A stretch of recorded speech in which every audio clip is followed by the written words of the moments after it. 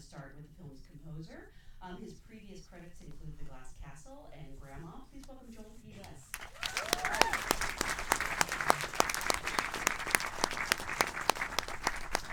I know he's here. Joel? Yes, he's composing himself. Oh, okay, well then let's start with an actor who is not only a great actor, but a style icon. Please welcome Rob Morgan.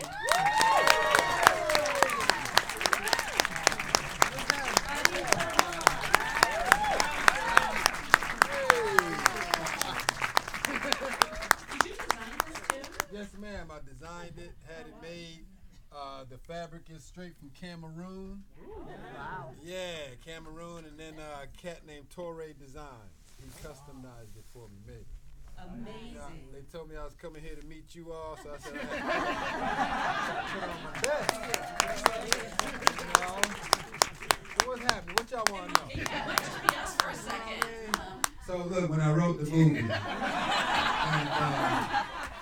and as I shot it, you know, I was a little concerned about my boom mic sometimes, so I was like, hold on, wait, hold on. I had to hold the camera, and I came over here, and I let Jamie say a couple things. See, You know? what people don't know is that you actually played Jamie Foxx. Exactly. I just zipped out of the suit, waited myself, did my scene, and I put it back on, and that was Jamie. So I do 5 minutes of stand-up, that's it. After 5, I start charging. First 5 minutes free. Okay. Guess what? Joel has composed himself. Please welcome Joel P. Woo! All right, that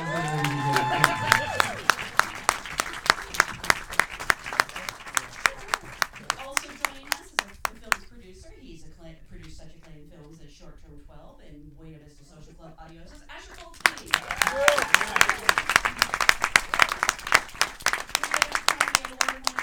She's also a director. You can see her directorial debut, feature, I should say, Unicorn Store on Netflix now. Please welcome BRIE LARSON.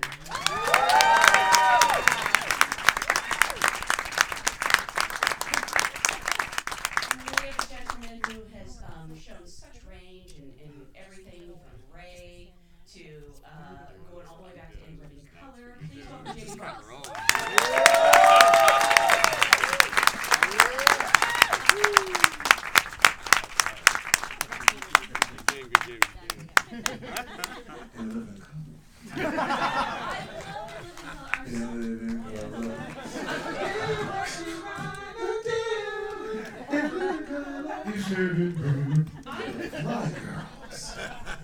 I miss Wanda. Hey, you the one when you did the episode with In Vogue. Oh, you know what's crazy? Yeah. I was dressed as Wanda, but you know, In Vogue was so hot at that time, and I literally tried to ask one of them, you know, to go hang out. But I was dressed, you know, it's hard to be, that's not the most manliest thing. Hey, you had to go out and I got on some pumps, so it didn't work. It hurt me. It helped me, but it helped me. I loved the character, but it was definitely, it was tough at times. I remember when I was trying to get into music, I was, you know, because we have musical guests, and Teddy Riley came, right? And I was dressed as Wanda, and Teddy was leaving, but I had my cassette tape. That's how long ago. I had my cassette tape in my dressing room. I said, I gotta get this to Teddy. So I'm running to catch Teddy. Teddy turns around and sees me barreling with the heels. And I was like, Teddy, I gotta do music. He goes, impossible. Things have changed. I had a very soft spot for Wanda. She was full of love. Yeah, she really was. It's strange to pivot from Wanda to Just Mercy, but it just shows your range. And actually, I want to start at the beginning with Asher. As the producer of this, you previously worked with Destin Daniel Cretton on Short Term 12. Is it sort of a no-brainer when he brings you a project, or was it the other way around? Did you bring it to him? I think it's a no-brainer if he brings me a project. We've been working together. We just figured out it'll be 10 years we've been working on stuff at the end of this year. So been some time. Is definitely a great partner, and I think that word could be used by anyone on this sort of stage to say, because I feel like every single one of these artists that I get to sit up here with definitively see Destin as a partner in the creative process, and it's definitely the way that he works. But this one was brought to me in that capacity from him and our other producer Gil Netter, who he and his executive had found the book and had given it to Destin, and Gil and I had been trying to figure out a way to work for a long time on something, and both of them said, "You need to read this book." And Destin immediately was like, "There's this guy, Michael B. Jordan. We need to reach out to him." And we reached out. He hit up an old friend of ours from the film festival, indie film community, that we filmmakers really do try to help one another. And Destin put a call into a gentleman named Ryan Coogler, who you guys might have heard of. He's all right. He's doing okay things. But Coogler is really walks the walk when it comes to that support thing, and he three-way called Michael B. with Destin on the phone and said, MBJ, this is my friend Destin. You made this film that I really love and I think you really love. You should chat. And he pitched in the project, and Michael came on as a producer, not just as the actor Michael B. Jordan, but as a real filmmaker in the process. And that's sort of how we started getting the ball rolling. Mm-hmm. And Brie, you've worked with Daniel on, well, you were saying in the last Q&A, you actually directed him in Unicorn Store, but you've acted in 2 of his films. Is it sort of a similar thing that when he calls, you're there? Yeah. I mean, there was this great moment at one point during the filming of this movie where Michael turned to me and he was like, "You've been holding out on everyone and you've been hogging Destin this whole time. You don't want anyone to know." I was like, "I do want people to know. I just don't want to lose my own spot." But I want people to know because it's such a, I just remember that, working with Asher as well in Short Term 12, there was just great healing that happened with Destin. It felt like working with him undid a lot of my preconceived notions as to what was required of me as an actor, because that role was so difficult.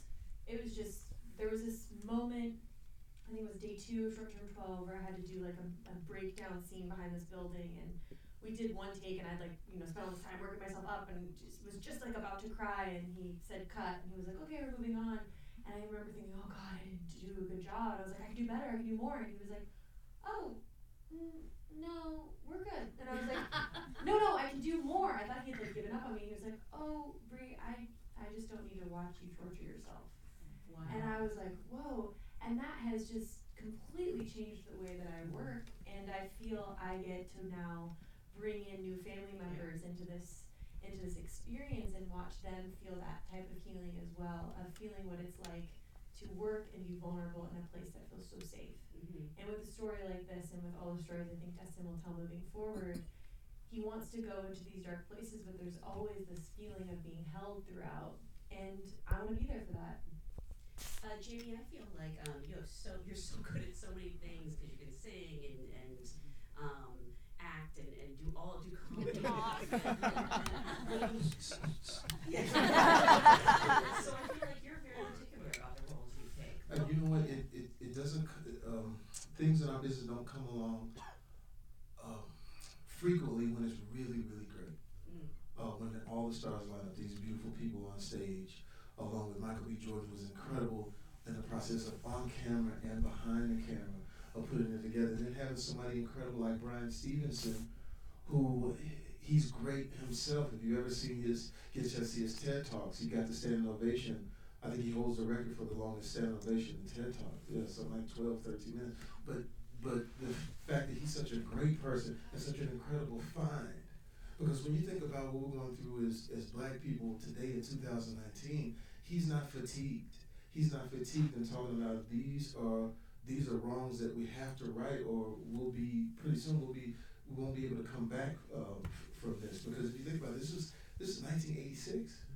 When this man is, ripped from society, and all of a sudden he's put in jail so matter-of-factly. Exactly. like no one cared at all, because like you said, the perception, and we talked about this, the perception of a black man, you just automatically believe it. Even, you know, as black people sometimes we just sort of like, oh man, jail is just a par for the course. That's why I never visited anybody in jail. My father was put in jail for $25 worth of illegal substance. They put him in jail for 7 years. What? This man was an educator in the hood in Dallas, Texas for 25 years. And the kids that he mentored, he would bring a judge in to have them, you know, listen to what this judge would say and how to stay on the right path. And that judge ended up presiding over his case and putting him in jail. He's actually in jail with the kids, some of the kids that he taught. And this man's a great man, a man who taught me how to play tennis in Texas. Like, I was like, why am I playing now? I want you to know everything white people do everything. You know what I'm saying? I want you to be well-rounded, swim, all these other things. Here's this incredible man. And I didn't want to go, you know, I don't like going to see people in jail. You know what I'm saying? Because I don't want to get used to that. I wrote him one letter. I said, when you get out, you know, and he was in jail at the time. I was transitioning into becoming known. I said, when you get out, you know, things are better now. I want you to come live with me. Came to live with me, and I got a chance to take him to the U.S. Open and have him watch Venus play and watch tears run down this man's face. But it's so a matter of fact that that's supposed to happen, and it shouldn't. So that's why taking this role on, being a part of this wonderful cast, and being a part of this film, it doesn't, like I said, it doesn't come often, but I'm glad it came. Yeah. Me too. And you talk about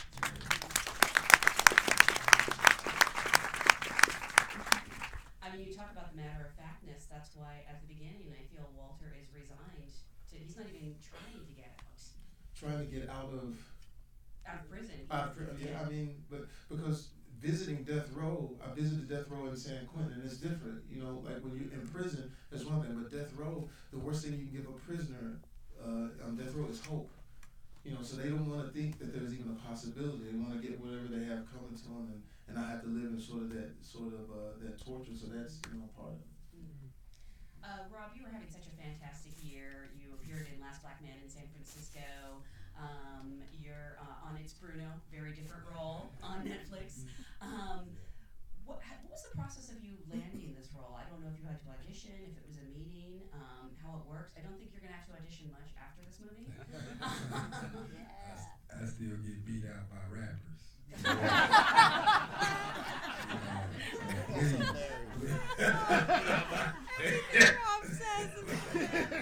bet you could rap.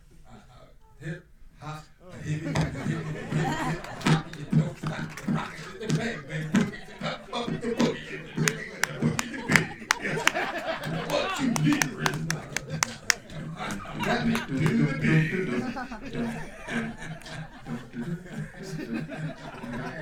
but you know, and you saw how Jamie and I just locked in right there. I think that's one of the beautiful things about this movie, man, is that regardless of your socio-economic class, from rich to poor, everybody is affected by this movie. You know what I mean? And I think also it shows just a beautiful dynamic composition of black men in this country, from rich to poor. And when we get a chance to see them in a situation where we know that they are human beings expressing humanity, how they have the same wants, needs, and desires as everybody else, it's refreshing. Even in tumultuous situations like this, you still feel for these people. You see what I'm saying? I don't know if I'm answering your question, but I just wanted to say how like the information for these characters that we downloaded and play, we experience it every day. You know what I mean? Every day with injustices and points of reality where they tell you if you're poor and innocent, you're guilty. But if you're rich and guilty, you're innocent. Mm-hmm. You see what I'm saying? And the script came to me. I was actually shooting another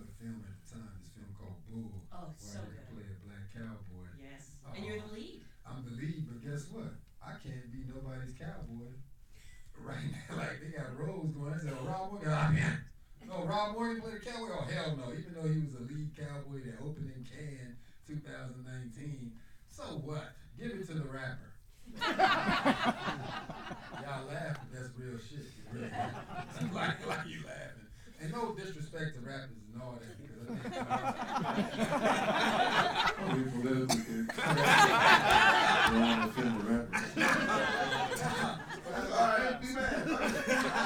Rappers are mad all the time. Can't tell. See, he has I don't know what's happening rappers.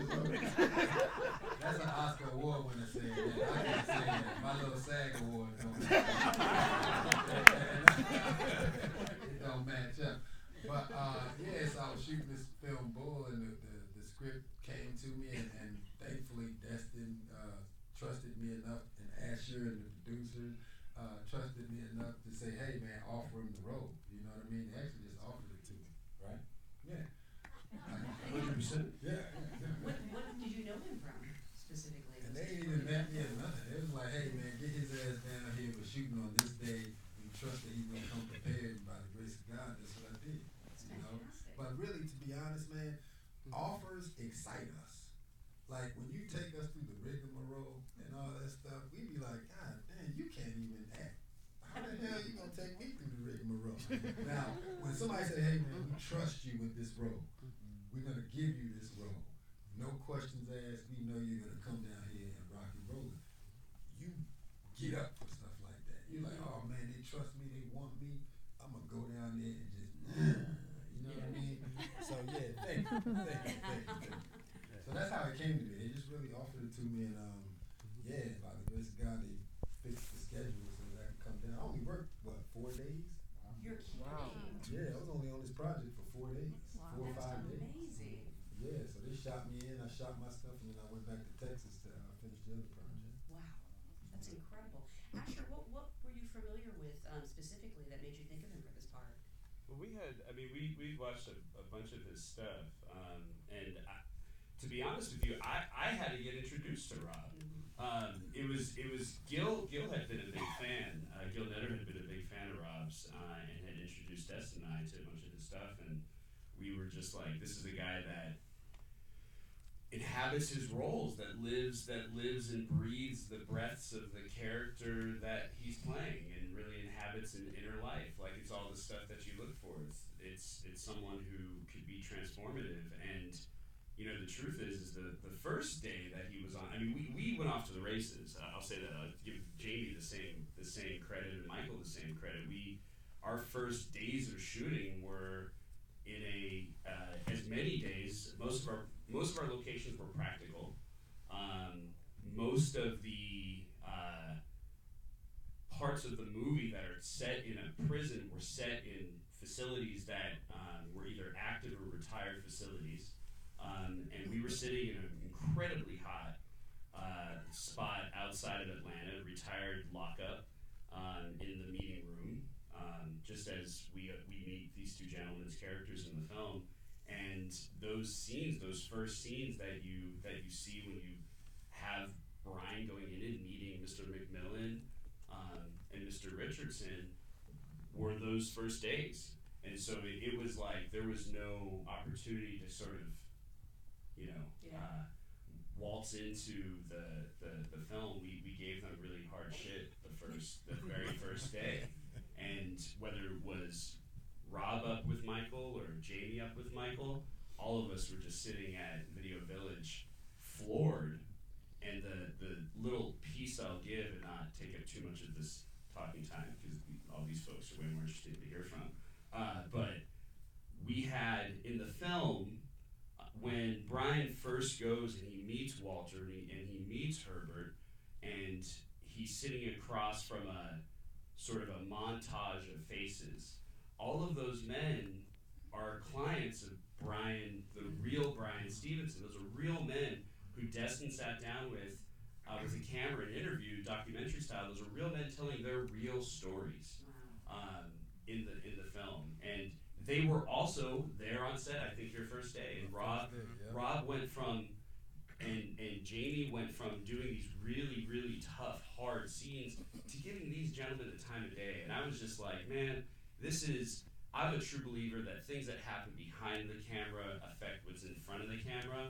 And on that day, I just knew that we were going to be doing something not only important, obviously, because of what this story is about and who it's about, but that we were going to create something special. Yeah. And I think that's what we've done. Oh, absolutely.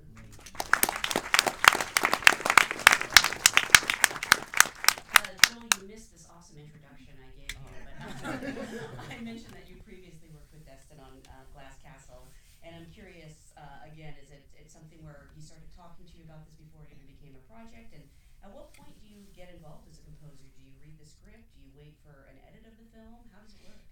I mean, I love to start early because it's always, once they start editing, you have to start making the music function, and so there's not a lot of time to figure out what the music is. On this one, I think we started before there was really even a full script. I think Destin just texted me at some point, just like, read this book. I read it in like, however many hours it takes to read that book is how many, it's just, you fly through it, which led me on a journey of reading a bunch of other stuff and just kind of going, we need to spend the time to get this right. And so from way before the shoot started, Destin and I we knew the music was going to be a puzzle because Destin's commitment through every aspect of this movie was, we're here to just bring truth out of the shadows to people, and this is a rare opportunity to do it. And so how can we make sure that that it's very clear that there are people and their families who are stuck in this horror show right now, right while we're sitting here, people are dealing with this and having really no way out and people, the broad culture doesn't even probably believe that this could happen. So music is tough because it's one of those things that can easily start making things feel fictional, or also could potentially make this feel like a period piece, which it is, but it's not. Right. Not a lot has changed, and so that was kind of we sort of started early trying to figure out how's the music going to work in this, and then additionally, I sort of had this thing hanging over my head. I'm like, if you're a rare person who has a movie made about your life and you sit down and watch it and you don't like the music, that's like rough. Yeah. And we all, all of us who revere Brian Stevenson, and he's a musician too. He grew up playing. He is. He's an amazing pianist. He grew up playing in AME churches. I think music has been a big fuel for him in his work. He loves gospel. He loves soul. He loves Motown. I got to go out to the opening of his museum and the monument for the monument for National Monument for Peace and Justice everywhere, and he had a music program for that whole weekend. You can just tell he lives and breathes music. I think if he wasn't doing what he's doing, he would be probably doing music. So we sort of just started by just diving into his world and trying to find a way to bring that in. And additionally, I got to watch dailies throughout the whole shoot, and it was very clear. Actually, Rob's footage is the first thing I saw, and I was like, man, this movie is not going to need music. You don't need to put music underneath these actors' scenes to feel it. It honestly felt like I was watching a documentary.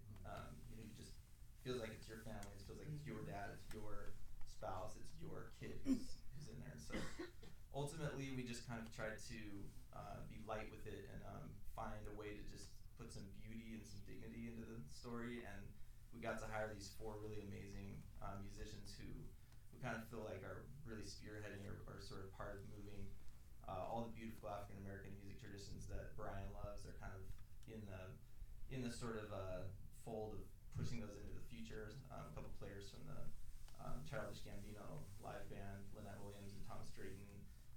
Kareem Riggins, who's drummer he drummed with Common and played on the Tully records. And then a young guitarist who's 20 years old named Justice West. And we kind of I sort of wrote some open-ended stuff and sort of just gave it to them. It's like, I'm going to take 5, you guys do what you can do with this. So that's sort of where we landed, but long journey for sure. And I know the real Brian Stevenson was, participated in this. Was he on set with you guys much? Yeah, Brian was on set with us one day because he was arguing in front of the Supreme Court. So he was busy. But no, real Eva was there. She came quite a few times. Oh, really? Yeah, and some other members of people that work at the GA would come by. Like we've had people coming through kind of constantly. It was so wonderful. Anytime someone from that, the real world came to visit, it just felt right, and it feels like it continues to put wind in your sails a little bit of like, we're trying to bring humanity and truth to this, and when they show up and they're able to go, wow, this feels right to me, it just makes you go, okay, cool, because we're out there like adventurers trying to like find the truth, and like when they come and they're like, you're on the right track, you're like, okay, cool. Go back to what we're doing. Jamie, what was it like when Brian first saw you as Walter? Because the resemblance is kind of stunning. Just his reaction, and if you ever hear him speak, it's so, peaceful and eloquent. And this happened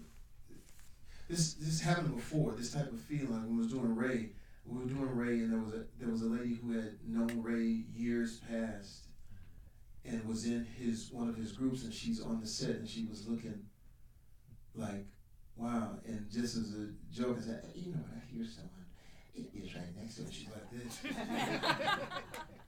And pretty much the same with Brian, as I'm talking to him, catching Walter's spirit, to see him not cry, but like, wow, that's it. And then when you get that feeling, because we as actors always want the spirit of the character. We'll do all of our preparation, but when it really becomes magical is when the spirit of the character embodies you.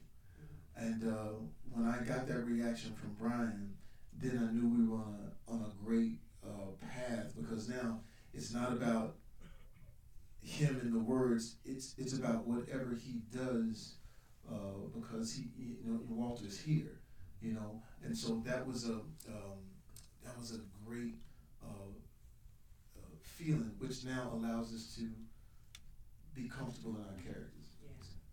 I didn't meet Brian until TIFF, when we debuted at TIFF, but like Asher shared, they had 4 brothers on set that actually, I think one of them was like in prison for like 18 plus years, wrongfully convicted. Another one was like 20-something plus years, wrongfully convicted.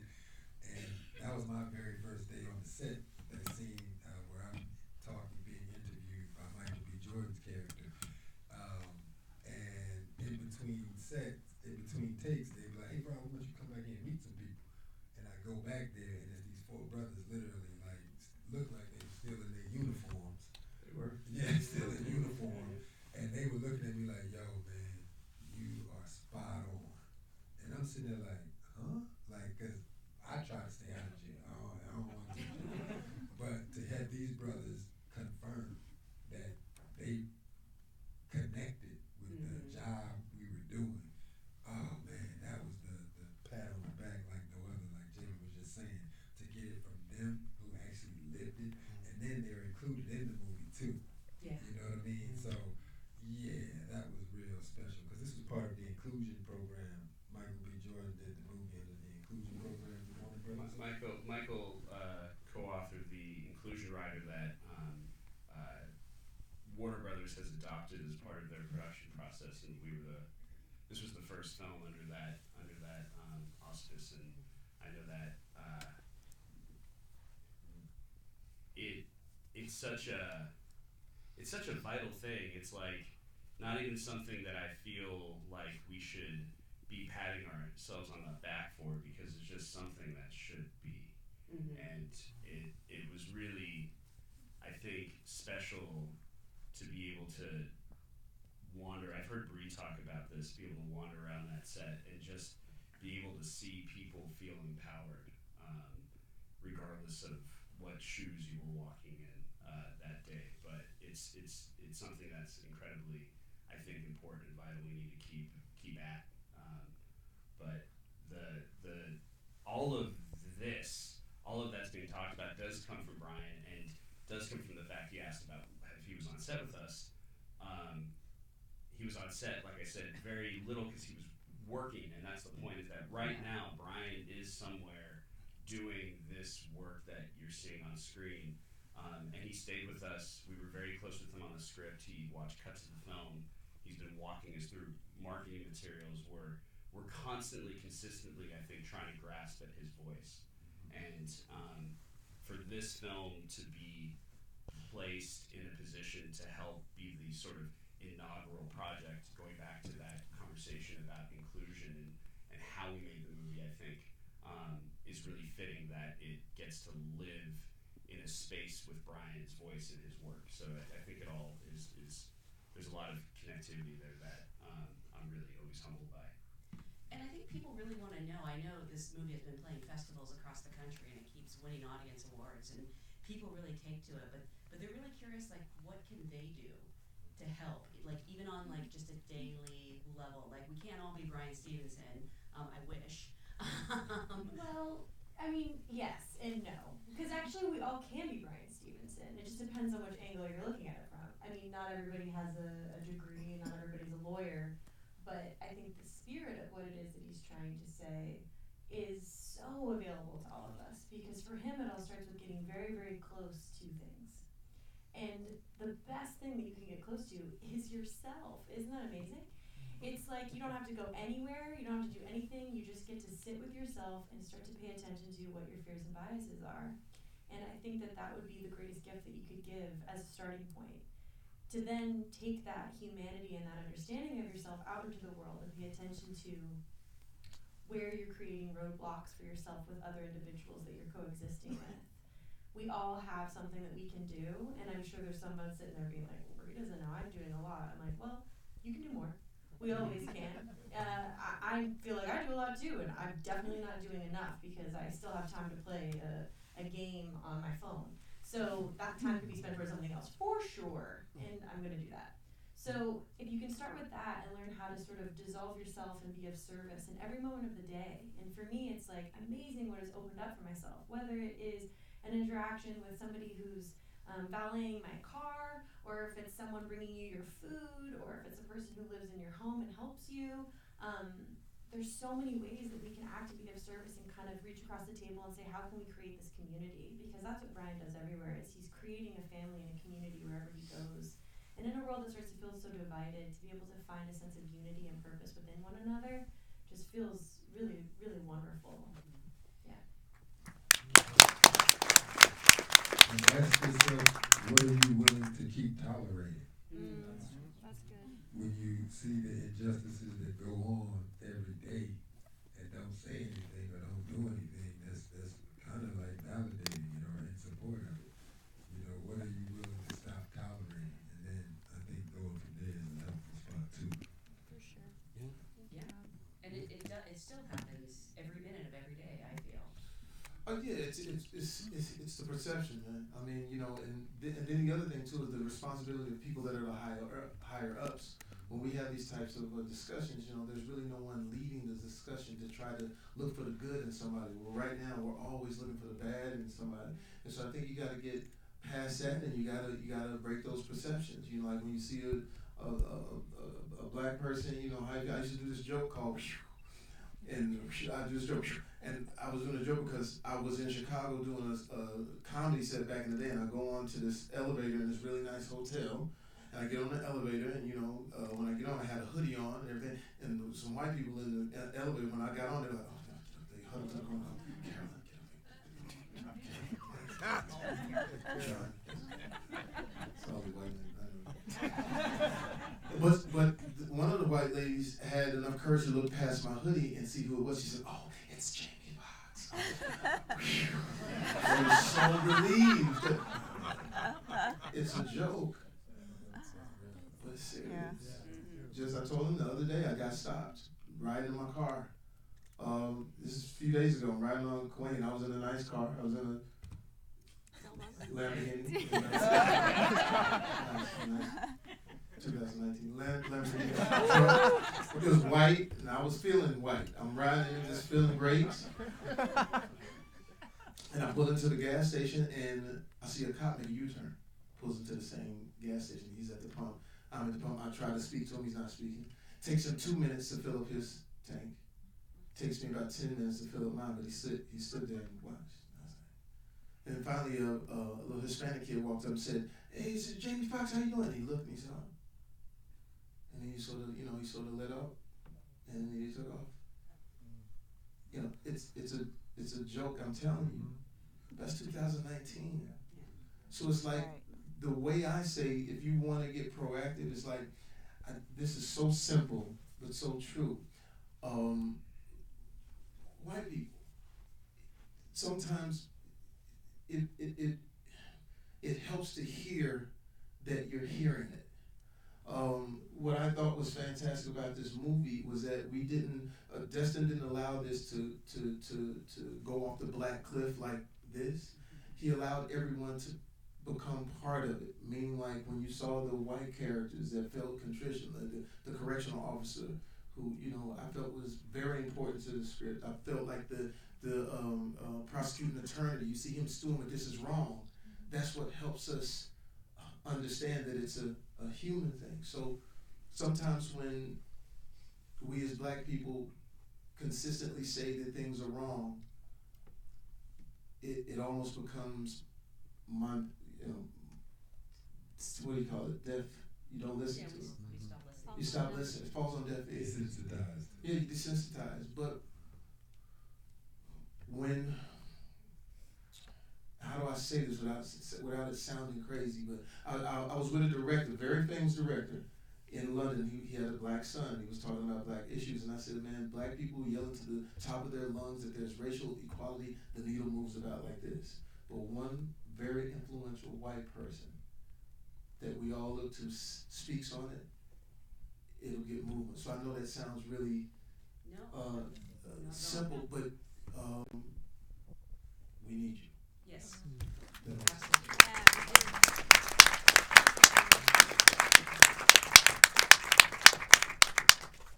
Before we go, I actually want to ask you, Joel, what was your biggest challenge on this movie? What was the scene that you had the hardest time? I mean, sometimes I think like it's just tough to watch these scenes over and over again, but then sometimes, some beautiful music comes out of that.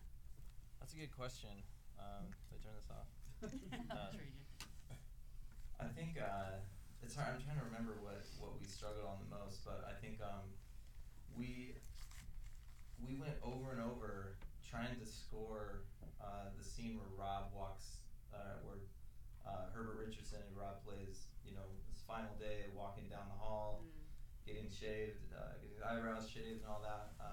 I did watch that scene and so many times, and I lost it every single time. And we couldn't figure out, it didn't really work without music, but it needed it just needed some tiny little breath of something. And it's probably the least musical thing in the movie, but we went through like 20 things on that. I can't even really remember what we landed on is totally uneventful, because he just brought so much. To me, that is I would assume everybody just watched this, you're still sitting in that scene, because it's too real. It shakes you and it sits with you forever. I kept just being like, do we really need music? I don't think I can, let's just leave that alone. There's so much going on. But I think that the grace that Rob brought to that scene, I think Destin really wanted to just highlight how much dignity Brian was bringing Herbert, and how much dignity Herbert was choosing to have, even with his final words of saying, I don't hold anybody else accountable for this. And so that we spent a ton of time on, and I think I know our editor did too. It's something that I remember reading in the script, and it's almost like it was like the first thing to start working on, the last thing to still be working on at the end. It's just so much in that moment, and really just trying to basically find music that would just leave Rob's performance alone, because it's so gut wrenching. I mean, sometimes that's the trick is not having music, and that can be an important call. Yeah. Yeah, I think if you've seen any other of Destin's movies too, it's like a real art of how little music can we get away with, which is it's sort of like a weird process of trying to come up with something tiny. So in this movie, there were moments like that, and there are also moments for just trying to just bring some life and just sort of still capture who these people were before they got thrown into this mess, and just bring the beauty and just the sort of lively community that that has gotten stuck in this the bullshit. So yeah, it was a balancing act, but that was probably the one. I have a feeling this movie is going to stay with you all for a while, and I would ask that you remember, like, not only how good it is and entertaining, but you think about what they said. Please be an ally. See the movie again. Spread the word. Let everyone know it comes out in the next month. I really want to congratulate you guys and thank you so much for being here. DJ